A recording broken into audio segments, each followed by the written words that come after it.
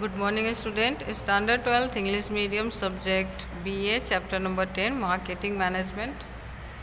पिछले लेक्चर में हमने role and function of advertising देखा था, जिसमें हमने 3 पॉइंट डिस्कस किए थे, जिसमें फर्स्ट था क्रिएट डिमांड, सेकंड था benefit on the large scale production and third one था product awareness.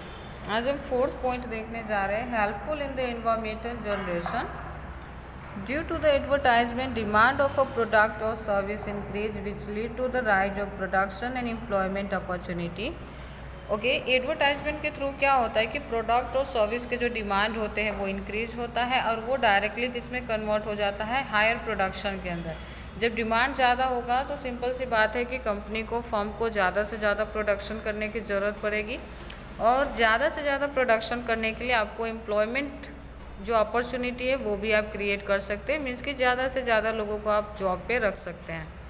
Apart from this, people employed in the field of advertising like copywriters, advertising distributors, film makers etcetera.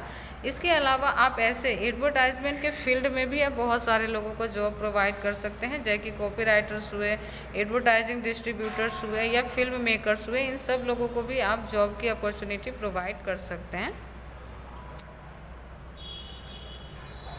Fifth number की point की बात करें तो betterment of a standard of living.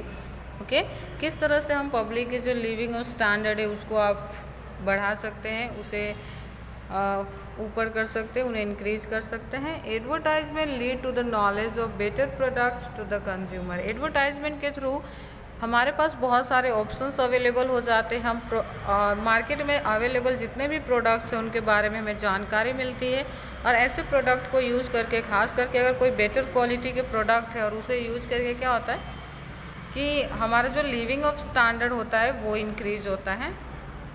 This enable to the consumer to use better quality product और service. Okay, और इससे क्या होता है कि जब हम एडवर्टाइजमेंट के थ्रू सर्विस और गुड्स से रिलेटेड इन्फॉर्मेशन देते हैं तो उनके अंदर एक अच्छी क्वालिटी के प्रोडक्ट और सर्विस परचेज करने के लिए जो अवेयरनेस होती है वो फैलती है और जिससे वो क्या करते हैं, इस तरह के प्रोडक्ट परचेज करके अपने लाइफस्टाइल को चेंज करते हैं। Better and improve product use lead to the improvement of standard of living of a people.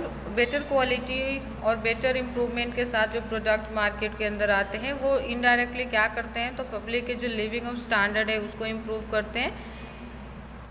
Day to day functioning become easy, और इससे होता है ना कि हमारे जो लाइफ टाइम में जो हम डे टू डे यूज़ करते हैं, फंक्शंस में जो प्रोडक्ट यूज़ करते हैं उसके अगर आप अच्छे से यूज़ कर रहे हैं तो उससे क्या होगा कि फंक्शनिंग क्या हो जाएगा, ईजी हो जाएगा। आप आसानी से इसे यूज़ कर पाएंगे और अपने लाइफस्टाइल में चेंजेस ला पाएंगे।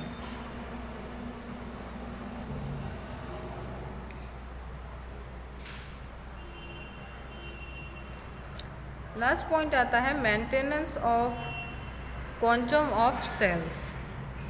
Continuous advertising leads to the remembrance of new product in the consumer mind.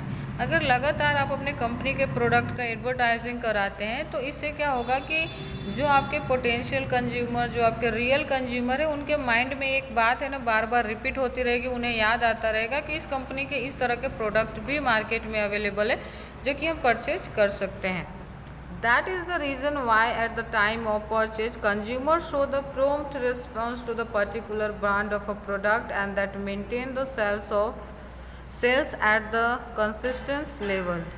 इसलिए हम यही एक रीज़न है जिसमें हमने देखा है कि बहुत बार जब कंज्यूमर परचेज करने के लिए कोई प्रोडक्ट जाते हैं तो खास करके उन्होंने कुछ पर्टिकुलर प्रोडक्ट्स के ऊपर ज़्यादा फोकस करते हैं, ज़्यादा उस पर भार देते हैं कि हमें इसी ब्रांड का प्रोडक्ट ख़रीदना है। उसका रीज़न क्या होता है कि बार बार उस प्रोडक्ट की एडवर्टाइजिंग आती रहती है, उनके माइंड में एक ऐसी बात आ जाती है कि सही ये प्रोडक्ट अच्छा होगा, शायद इसीलिए इसका एडवर्टाइजमेंट आता रहता है।